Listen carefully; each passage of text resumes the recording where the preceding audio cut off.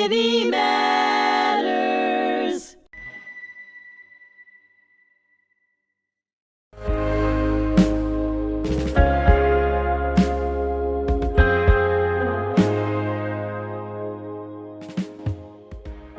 Hello, and thank you for joining me. I'm your host, Bernie Furshpan of Ordinary Heroes here on hmTV at the Holocaust Memorial and Tolerance Center of Nassau County. Today I have a very special guest who's going to be talking about her grandfather, who was an extraordinary hero. He was a colonel in the Soviet Army. Rena Kesten, thank you so much for joining me here today at our studio, our podcast studio at the museum. And I'm grateful that you brought some artifacts, some photographs, some stories that we'll share about your grandfather, Naum Markovich Sekunda. He was a military person in the Russian army in what is known famously as the Battle of Berlin. This was the finale, the grand finale. The grand finale that everybody dreamed of getting to. Right. So many people. Right, to crush. Didn't make it. Hundreds of thousands Yes, did not make it. Did not make it, but he was there. He witnessed it. He entered with his army into Berlin when Hitler committed suicide, and they knew it was over.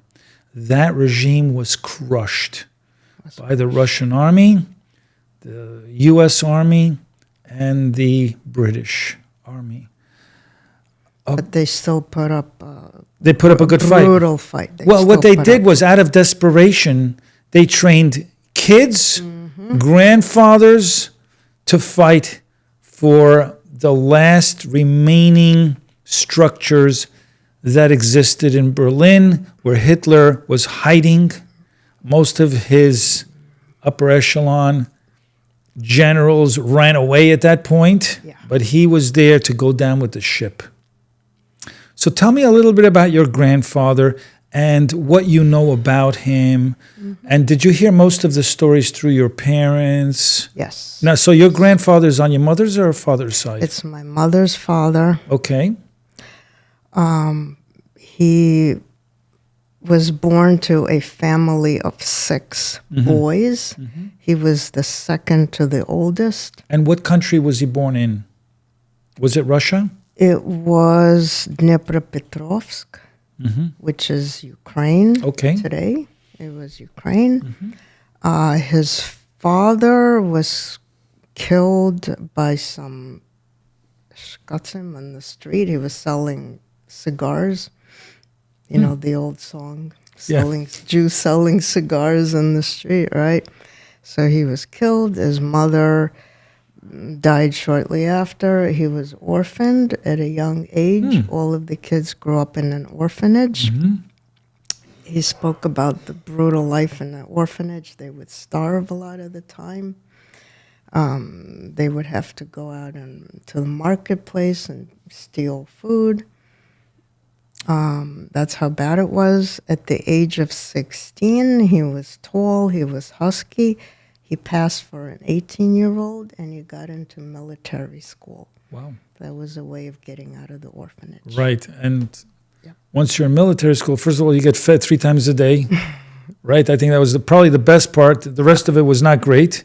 And it's cold in that part of the world. You know, my dad also was raised in what is now the Ukraine, and he told me that the temperatures in the winter went down to minus 20 degrees. I don't know how people can survive these conditions. And so let me think about the Battle of Berlin. When did that take place? That was at the end of the war. Was that towards the summer of 1945? It was May. It was May. Over here, I have this album. Kind of came apart. I have inscription over here by the photographer. Let me just hold this up for the camera. Who was in his tank, and there's a date there. I believe it's May. And this is something. Okay, so 1945, I'm sure. Yeah, 1945. And you can see there's a clasp over here. And so this book has fallen apart. Obviously, they would close it up. They didn't want to... Yes, they would close it up. His name was N. Koli, which is a Ukrainian name. Unfortunately, I've tried. I have not been able to find any information on him. It's not easy. It's not easy. It basically said to the commander of the 95th Tank Brigade, and he lists all of their accomplishments. They were called the Red Banner Brigade. They liberated Bobroisk. They liberated some other towns. And it says to the commander of the 95th Tank Brigade, in memory of the glorious days of the Battle of Berlin. Amazing. And that's very communist. Yes. The Glorious days, yes. Glorious days, exactly. Wow. So, but they were obviously very proud of the fact that they got to Hitler before the Americans. They wanted to get there before the Americans, and they succeeded. And there was a reason why the Americans didn't want to take on the Battle of Berlin. And why is that? What is the reason? Well, they knew it was going to be a bloodbath. A bloodbath. Yeah, because they fought tooth and nail to survive. Yeah. Wow. And I have over here a picture of the four Jewish commanders that went in first. So most people don't know. Nobody knows that the story. Commanders of the Russian army, many of them were Jewish. And they were sent to the front. They were sent to the front. They were the strategic thinkers. Right. And so these are not rank and file, but we're talking about, These are the men who made it to the top. Right, men who made it to the top. We're talking about corporals, lieutenants, generals. Yeah. So 4 of them who entered Berlin, who led the campaign, the brigade? Led the 4 tank brigades that came in from 4 sides. I see. Wow. Do you know how many tanks? They were from 2 or 3 different armies. My grandfather was from the 1st Belarusian Front under Zhukov. The other ones were under Kiev, the other army. So it was very strategic. Yeah. That they entered on all 4 sides. On all 4 sides. And how long was this battle of Berlin? How long did it take until they finally concluded? And when they found Hitler's body, right? Did it take a week or 2? Or maybe even longer? I'm not a historian. I really don't know. I'm just curious if you might know. But we're going to look it up. Yeah, look it up. I imagine it was like 5 days, 5 or 6 days. Yeah, it didn't take long. It didn't take long. No. Because they were rushing it, right? They had a lot of soldiers behind them. They wanted to finish this guy off completely. And they had no idea whether or not he was going to be in his bunker. And they had no idea if he was going to be alive or not. Yeah. But they found, apparently, his body. What do you know about this? What have you heard? Well, I know what's been written about this. This is written by Mark Steinberg in a Russian newspaper, Вечерний, New York, which is he's preaching to the choir here, who reads these old Russian newspapers, old Jews, Russian Jews, and they know all this. My parents would have read this. Yeah. Right, exactly. They know all these stories already. Right. So. Basically, this is Temnik. He died in the battle. His tank was blown up. Oh, okay. Yeah. This is David Dragunsky, who was very well known because he was a communist. My grandfather used to call him the cloak. Basically, he would put on whatever cloak you gave him. He sold his soul. Basically, he would write anti-Jewish articles. Oh, really? In the communist newspapers, So he was very famous. Yeah. This is my grandfather right here. That's your grandfather. That's my grandfather, and this is Yevsei Weinrub. Now, Weinrub's family emigrated to Israel. And they were very big. One of the families that founded the museum that was built in Israel to commemorate all Jews who fought in World War II and Independence War, the Israeli Independence War. Oh, really? Yeah, my father also fought in the Israeli Independence War. Oh, really? Maybe they knew each other. Who knows? It was a small country then. Yeah.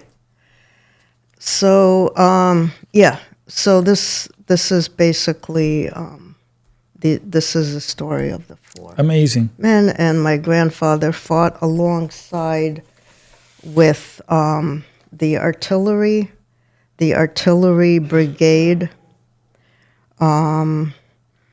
Where is the famous picture over the Reichstag when they raised the Russian flag? Yes. And they took out all the watches that they were wearing. Did you ever hear about that? No. What happened? Yeah, the guy who was holding up, they looted a lot of the German watches. They looted. He had like 3 or 4 different. So they removed it from the picture. They removed it from the picture. They didn't want to show that, of course. They didn't want to show that. Of course. Right. And so, what do you know about your grandfather? How many siblings did he have, or was he married, and did he have kids? And obviously, your mom was one of his children. Yeah. And she was still in Russia at the time, would you say, or in the Ukraine? So first of all, when the war broke out, he was a captain. He was a captain. He was a captain. Okay. They were stationed on the border with Germany when Poland was divided. Right, in 1939. Right. So for 2 years. They were stationed there for 2 years, and my grandmother and the 2 kids all lived there. Right. They had housing for the families. And the night before my grandfather knew Germany was going to attack, he came to my grandmother and he said, it was in the middle of the night, and he said, I want you to sit by the window and watch out for planes. When you see German planes coming, I want you to cut the kids' wrists and then cut your own wrist. He basically knew that when the Germans come in, it's going to be, it's going to be bad. It's going to be bad. Yep. It's going to be bad. So my grandmother was sitting by the window and waiting. And he came in, he drove up with the truck, and he came running in. She said his face was like white, like a wall. He was afraid that, maybe he was too late. It was too late, They already slit their wrists. Yeah, so he came in, he told my grandmother, get out right now. He took everybody out, all of the wives and children. He put them on a truck. Wow. Like on a covered truck with the driver. And he said, you're going back to Kiev. Don't stop anywhere on the way. And when you get to Kiev, you get on a train and you continue going into Russia. Eastward. Continue into Ural Mountains. That's where everybody hid, where people ran. And he said, do not stop anywhere on the way, because he knew there were a lot of families there from Ukraine over there. They're going to say, oh, my aunt lives here. Let's stop over here. And he was afraid they would lose time. And my mother spoke about this trip back. It was 3 days to Kiev. They were constantly bombed. My mother said she remembers looking up and seeing the planes were flying so low. They saw this was a wagon with women and children. She said she could see them smile, the German smiling. She could see their smiles. Close? It was that close. Unbelievable. Yeah, and they would constantly have to get out and hide in the bushes. And yeah, it was very, very... Amazing. My mother was traumatized. I remember. Well, it's amazing that my father lived in a village in what is now the Ukraine also, and he survived. 1 out of 30 people who survived from 1500. Wow. It is now called Sosnove. It is in the Ukraine. And some people ran off. They went east. But most of the villagers stayed in the village, and the elders decided to create a welcoming committee for the Nazis. This is how naive they were at the time, because the Soviet soldiers were retreating back to Moscow, and they advised the elders to join them because they're going to get killed. And they said, what do you mean killed? We've been through this before. We've been through pogroms, and we've been here for hundreds of years. Where are we going to go? What are we going to just pick up and go? And they decided to stay, and they had a welcoming committee. The Gestapo were the first to enter, followed by troops who surrounded the village and arrested everybody. But they executed the welcoming committee, and that's when my grandfather ran to the house, as my father tells it, or he told it to me. And my dad was only 10 years old, and he told him to go watch a cow of a friend of his. I don't know if he was Ukrainian, but he was a Protestant farmer, what they called the Missourians. And he advised my dad to go run to the forest and not to come out. And he did that for 3 years. But when they invaded that side of Poland, that was in 1941. It was like the summer in July, right? Yeah. And they moved pretty quickly, but then winter arrives, and they couldn't handle the winter. The Nazis were not prepared for it. Yeah. They didn't know what to do. The Russians know cold better than anybody else, especially up in Siberia. They can handle the cold. They know how to manage it. And somehow my father, who lived in the forest for 3 years, somehow got away with it. I don't know how he survived. I don't know how anybody can survive those conditions. Yeah. Not only the threat of the Nazi regime searching out and hunting down Jews in hiding, but also the fact that they had collaborators in the village and surrounding village also looking for Jews and dragging them out of the forest and their homes. Yeah. So it was a terrible time. We talk about it because people don't understand that history keeps repeating itself. And now we have a lot of red flags, words of hate and violence erupting again around the world. And if my parents were around to see this, I think they'd be mortified that this is repeating itself to some degree. Yeah. We live in different times. We live under different conditions. And granted that it's not Nazi Germany here. It's not the government that's doing it, but it's young people who have been brainwashed on social media. And they're like zombies. Yeah. And they feel like they're part of something good. Yeah. I don't even know why they think that they're part of something good. Yeah. It's not anything good at all. What's your hope for young people today? You have I would say, yes.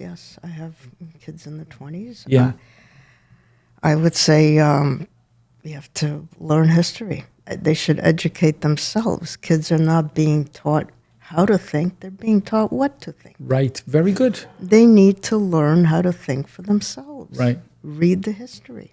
Read the history. Because when you talk to them, they're just repeating sound bites that they're seeing on social media. It's not even them talking. They're just programmed like computers. Yeah. There were eyewitnesses. My grandmother used to talk about how when they were driving back to Kiev, they passed by villages, Polish villages that were Jewish. She said they used to go there. She said she remembers the payas and how they dressed. They used to go buy meat there from the butchers. They were slaughtered in the streets before the Germans even got there. Right. This is what people are not aware of. Yeah. But there was anti-Semitism there before, and there was anti-Semitism after as well. Yeah. A lot of people could not go back to their homes because they were already occupied by some of the collaborators. Mm-hmm. And so this is the oldest hate in the world, right? Right. And it's still around. But there's hate of all kinds. But this one is not a pleasant one. And I don't know what it's based on. If it's based on envy, it's based on blood libels, it's based on blame. Yeah. And what you said about the Jews not believing what was coming, my great-grandmother did not want to leave Kiev. She said, I remember the Germans from the First World War. They were gentlemen.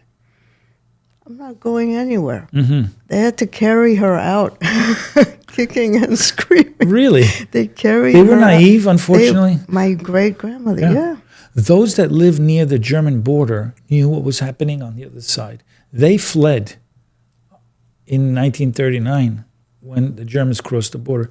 But and then they had the Molotov Treaty with the Soviet Union for 2 years. Of course, Hitler didn't honor that, and in 1941, he crosses the border again and heads towards Moscow. And they were not prepared. The Russians were not prepared. They took away the old tanks. They didn't give out new tanks.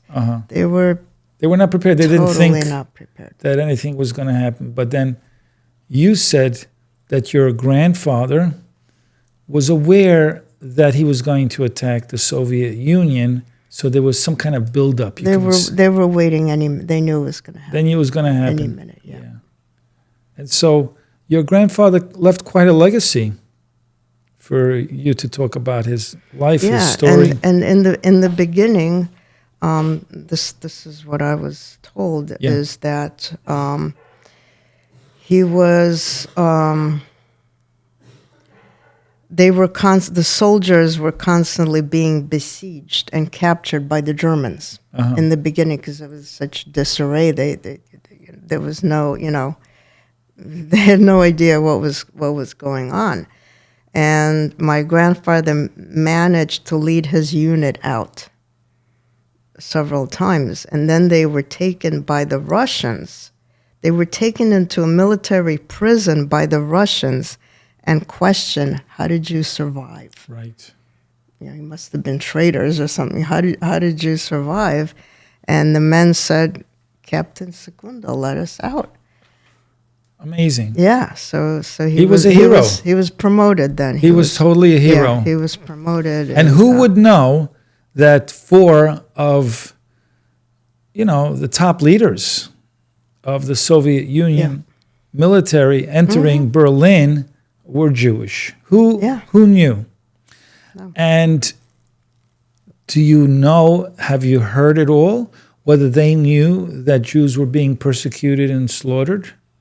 Did some of the top brass in the Russian army know these things? I'm sure that on the way to Berlin, they must have liberated. They did. Concentration camps. Yeah, I wish I knew which ones, but it's like it was. But even before that, I wonder if they knew until they actually were surprised. Sometimes they weren't surprised. I think they kind of knew what was happening.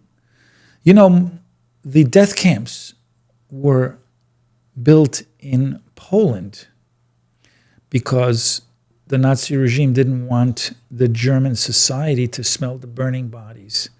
But 44,000 forced labor camps were built in Germany where they exploited Jews to build military equipment and uniforms and things of that nature to rebuild the German economy. They were used as slaves, basically, and treated like animals, like cattle. And when they couldn't work anymore, they would deport them to the death camps in Poland that they built. And Auschwitz obviously was the biggest, where these camps eliminated 10 to 20,000 Jews a day for a few years. It's a horrific thing. This is the lowest that humanity has ever descended. It's the example that shows us this is how low we can go. And when you spew out hate, words of hate, that eventually lead to violence, and in the wrong hands, in the hands of a government, can lead to a genocide. Yeah. And in this case, it was the Holocaust, something that never happened before, where it wasn't just one government, but it was a multitude of governments cooperating with Hitler. And I think that the experience of the Russian Jews in the army and just in general, the experience of the Russian Jews was kind of swept under the rug. It wasn't, because first of all, it was the whole communist mentality. That this is, we grieve as a collective. There is no room for personal losses here. The losses were sacrificed for the motherland.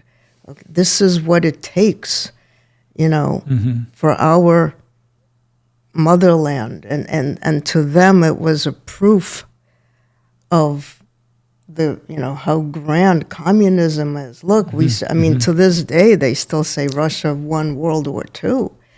This is what they teach the kids there.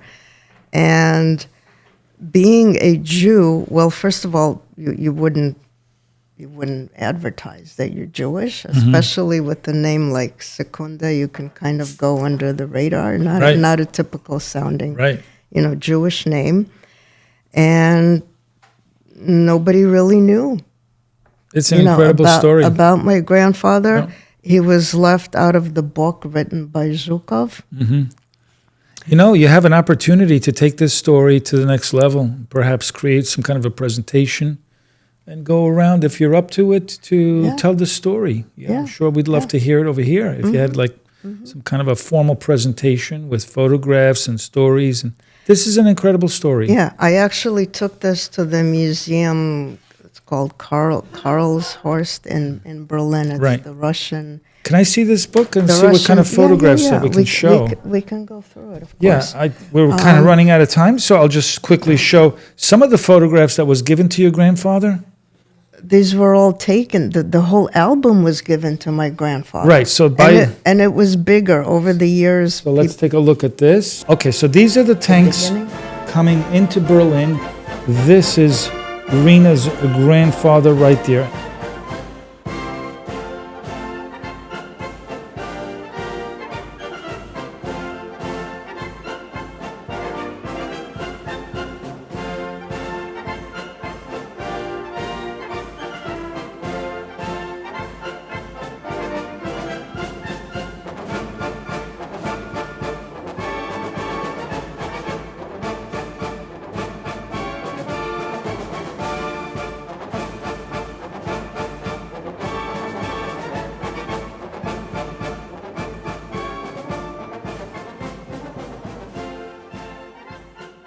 Rena Kesten, thank you so much for sharing this wealth of information, your wisdom, your insight.